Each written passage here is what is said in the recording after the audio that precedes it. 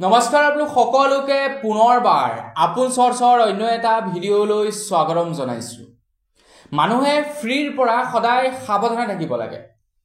যিকোনো এটা বস্তু যেতিয়া আমি একেবাৰে বিনামূলীয়াকৈ পাবলৈ আৰম্ভ কৰোঁ, মানে কোনো এটা বস্তু পোৱাৰ বিনিময়ত আমি যেতিয়া নেকি একো এটা বস্তু দিব লগা নহয়, তেতিয়া সেই বস্তুটোৱে আমাক কেতিয়াবা নহয় কেতিয়াবা ক্ষতি কৰিব পাৰে।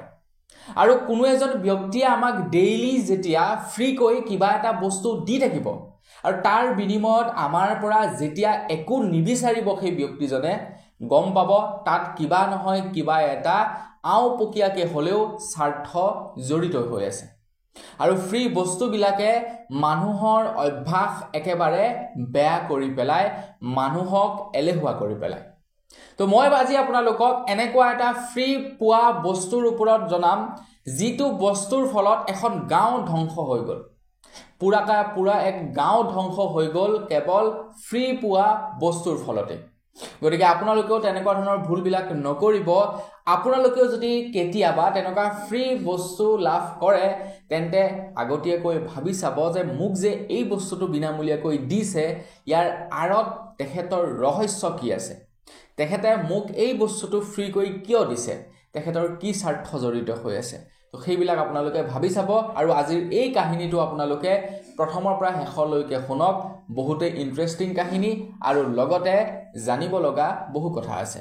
তো মই শ্ৰীপাঞ্জিত গগৈ, আপোনালোকে চাই আছে আপোন চৰ্টছ। আহক আৰম্ভ কৰোঁ আজিৰ ভিডিঅ'। আগবাঢ়িছোঁ আজি খবৰটোৰ ফালে, আৰু খবৰটোৰ ফালে আগবঢ়াৰ আগতেই আপোনালোকক এটা সৰুকৈ ৰিকুৱেষ্ট, পাৰিলে আপোনালোকে এই খবৰটো অকণমান আপোনালোকৰ সম্পৰ্কীয় কাৰোবালৈ শ্বেয়াৰ কৰি দিব, সকলোৱে যাতে এই কাহিনী বা এই খবৰটোৰ বিষয়ে জানিব পাৰে। কাহিনীটো হৈছে ঝাৰখণ্ডৰ এখন গাঁৱৰ। ঝাৰখণ্ডত বেছিকৈ আদিবাসী ব্যক্তি আছে, মানে আদিবাসী মানুহ আছে ঝাৰখণ্ডত। আৰু আদিবাসী এখন গাঁৱলৈ এদিনাখন কেইজনমান ব্যক্তিয়ে এখন দামী গাড়ী লৈ গ'ল, একদম চুট বুট পিন্ধি খুব সুন্দৰকৈ তেওঁলোকে গ'ল ঝাৰখণ্ডৰ এখন গাঁৱলৈ। আৰু সেই ঝাৰখণ্ডৰ গাঁওখনত গৈ ক'লেগৈ যে আমি চৰকাৰৰ ফালৰ পৰা আহিছোঁ, চৰকাৰৰ ফালৰ পৰা এটা ছাৰ্ভে চলোৱা হৈছে, যিহেতু বৰ্তমান সময়ত ঝাৰখণ্ডত ডেংগুৰ পৰিমাণ বৃদ্ধি পাইছে, আৰু সেইবাবে প্ৰত্যেকজন ব্যক্তিকে ঝাৰখণ্ডৰ চৰকাৰে এখনকৈ আঁঠুৱা প্ৰদান কৰিব। তাৰপিছত সেই ঝাৰখণ্ডৰ মানুহবিলাকে শুনিতো বিৰাট ভাল পাইছে, চৰকাৰৰ ফালৰ পৰা বিনামূলীয়াকৈ আঁঠুৱা দিব, ডেংগুৰ প্ৰভাৱ বাঢ়িছে। তো তেওঁলোকে ক'লে যে ঠিক আছে, এইটো এটা ভাল কথা, তো আমি কি কৰিব লাগিব।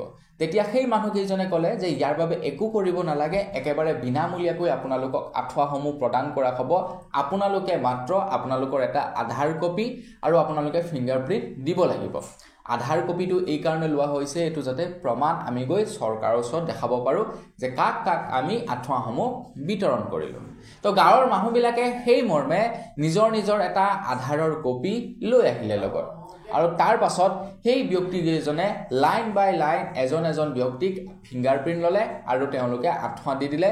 ফিংগাৰপ্ৰিণ্ট ল'লে, আঁঠুৱা তেওঁলোকক দি দিলে। আৰু সেই ৰাতি যেতিয়া নেকি আঁঠুৱা বিতৰণ কৰি আদায় হ'ল, তেতিয়া সেই অফিচাৰবিলাক গুচি গ'লগৈ সেই গাঁওখনৰ পৰা। আৰু সেই ৰাতিটো গাঁৱৰ মানুহবিলাকে বিৰাট আনন্দ মনেৰে শুলে আঁঠুৱাৰ তলত। তাৰ পাছৰ দিনাখন দেখিবলৈ পাইছে গাঁৱৰ মানুহবিলাকে আচৰিত হৈ গ'ল, আচৰিতভাৱে তেওঁলোকৰ বেংকৰ একাউণ্টৰ পৰা 1 টকাও পইচা নাইকিয়া হৈ গ'ল। সেই গাঁওখনৰ মানুহবিলাকে যিবিলাকে নেকি ফিংগাৰপ্ৰিণ্ট দিছিলে, মানুহবিলাকটো আচৰিত যে আমাৰ একাউণ্টৰ পৰা পইচা কেনেকৈ নাইকিয়া হ'ল। সেই যে মানুহকেইজন আহিছিলে ফ্ৰী বস্তু বিতৰণ কৰিবৰ কাৰণে, তেওঁলোকে যে কৈছিলে আমি চৰকাৰৰ মানুহ বুলি, তেওঁলোকে প্ৰকৃততে চৰকাৰৰ মানুহ নহয়, তেওঁলোক একোজন স্কেমাৰ। তো তেওঁলোকে খুব সুন্দৰকৈ গাড়ী এখন লৈ আহিলে, দামী এখন গাড়ী, আৰু লগতে চুট বুট পিন্ধি আহিলে আৰু ক'লে যে আমি আপোনালোকক ফ্ৰীকৈ বস্তু বিতৰণ কৰিম, তাৰ বিনিময়ত আপোনালোকক আধাৰ কাৰ্ড লাগিব। এতিয়া বৰ্তমান সময়ত চৰকাৰে কি কৰিছে, যে কৈছে চৰকাৰে যে আপোনালোকে একাউণ্টসমূহ ডিবিটি কৰক, বা আপোনালোকে একাউণ্টবিলাকৰ লগত আধাৰ কাৰ্ড লিংক কৰক, যাতে আপোনালোকে আধাৰ কাৰ্ডখন লৈ গ'লেই কেতিয়াবা ক'ৰবাত বেংকৰ একাউণ্টৰ পৰা পইচা উইথড্ৰ কৰিব পাৰে। আপোনালোকে সেইকাৰণে আধাৰ কাৰ্ডৰ সৈতে বেংকৰ একাউণ্ট লিংক কৰক। আৰু এইবাৰ যিসকলে চৰকাৰী ঘৰ লাভ কৰিছে, তো তেওঁলোকেও সেই একেই কামটো কৰিব লগা হৈছে, আধাৰ কাৰ্ডৰ সৈতে বেংক একাউণ্ট লিংক, যাতে আপোনালোকে য'তে ত'তে আপোনালোকৰ একাউণ্টৰ পৰা পইচা উঠাব পাৰে আধাৰ কাৰ্ডৰ জৰিয়তে।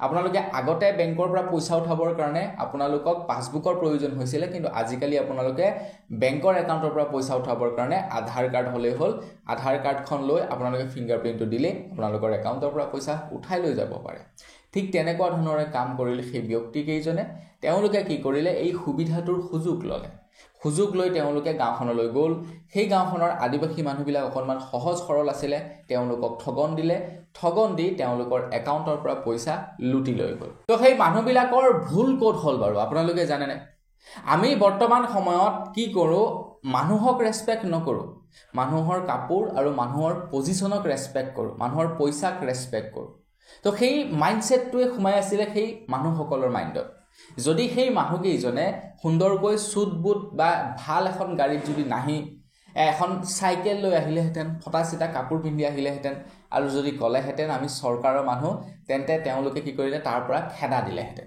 কিন্তু যিহেতু তেওঁলোকে গাড়ী লৈ আহিছে যিহেতু তেওঁলোকে খুব সুন্দৰকৈ চুট বুট পিন্ধি আহিছে গাঁৱৰ মানুহবিলাকে ভাবিলে যে নহয় তেওঁলোকে সঁচা কথাই কৈছে গতিকে বন্ধু বান্ধৱীসকল কেতিয়াবা এনেকুৱা চুট বুট বা দামী গাড়ীটো কিন্তু বেয়া মানুহ লুকাই থাকে সেইটো আকৌ মনত ৰাখিব আৰু কেতিয়াও আপোনালোকে এনেকুৱা ধৰণৰ ফ্ৰী বস্তুৰ চক্ৰান্তত কিন্তু নপৰিব আৰু এনেকুৱা ধৰণৰ স্কেমবিলাক যে আপোনালোকৰ লগত নহ'ব তাৰ কোনো মানা নাই তো বন্ধু বান্ধৱীসকল বছ আজিৰ ভিডিঅ' জনাবলগীয়া সৰু এটা কাহিনী ইমানে আছিলে এটা খবৰ ইমানে আছিলে খবৰটোৰ পৰা কি বুজিলে আপোনালোকে সেইটো কমেণ্ট ছেকশ্যনত জনাই থৈ যাব আজিৰ ভিডিঅ'ত ইমানেই পুনৰ এটা লগ কৰাৰ সাজলৈ বিদায় মাগিছোঁ ধন্যবাদ জয় অসম